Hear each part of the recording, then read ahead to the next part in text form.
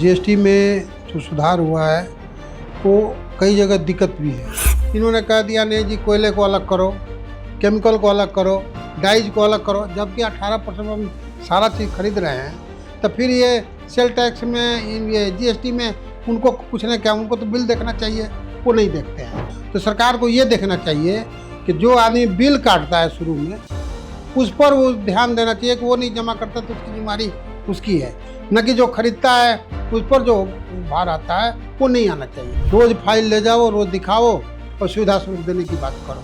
इसको अलग करो, इसको अलग करने में उलझा कर रख देते हैं, हमारा रिफंड रोक देते हैं। वो 5% आप जमा करना पड़ता है और 13% उसको रिफंड नहीं मिलता है। 18 और 13 का मतलब जो गैपिंग है वो 13 आराम से मिल जाए।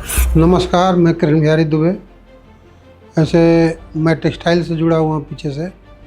मेन जीएसटी में जो सुधार हुआ है वो कई जगह दिक्कत भी है। दिक्कत ट्रेडर को आ रहा है, जो ट्रेडर एसोसिएशन है, जो हम माल परचेज करते हैं, मैन्युफैक्चरर 18% पर देता है, 18% पे हमें बेचना पड़ता है।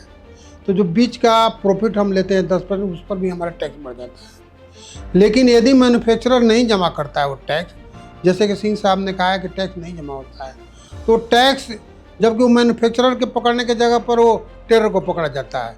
कहा जाता है कि तुम पकड़ो जी, हम पूछते हैं भाई तुमने नहीं जमा कराया, वो कह देता है हमारा सॉफ्टवेयर ख़राब था, मेरा कई एक्सक्यूज कर देता है।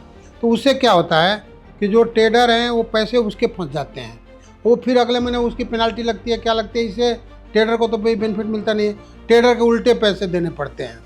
तो सरकार को ये देखना चाहिए कि जो आदमी बिल काटता है शुरू में, उस पर वो ध्यान देना चाहिए कि वो नहीं जमा करता तो उसकी जिम्मेदारी उसकी है, न कि जो खरीदता है उस पर जो भार आता है वो नहीं आना चाहिए। पहली बात है।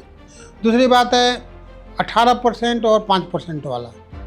18% और 5% का जो गैपिंग 13% का है, वो रिफंड में इन्होंने ऐसे उलझा दिया है कि हमारे डाइज एंड केमिकल का काम है, इन्होंने कह दिया नहीं जी कोयले को अलग करो, केमिकल को अलग करो, डाइज को अलग करो, जबकि 18% हम सारा चीज़ खरीद रहे हैं। तो फिर ये सेल टैक्स में, ये जीएसटी में उनको पूछने क्या, उनको तो बिल देखना चाहिए, वो नहीं देखते हैं।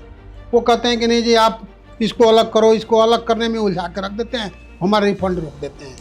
जो हमारे टेक्सटाइल में पहले रिफंड मिलता 13% पर, हम 18% परचेज करते थे, 5% हम बिलिंग करते थे कपड़े का, और 13% में मिलता था। ये 4-5 महीना मित्तल साहब हम लोगों को मिला, उसके बाद इन्होंने उलझा दिया। कोयले को अलग कर दो, केमिकल को अलग कर दो, लकड़ी को अलग।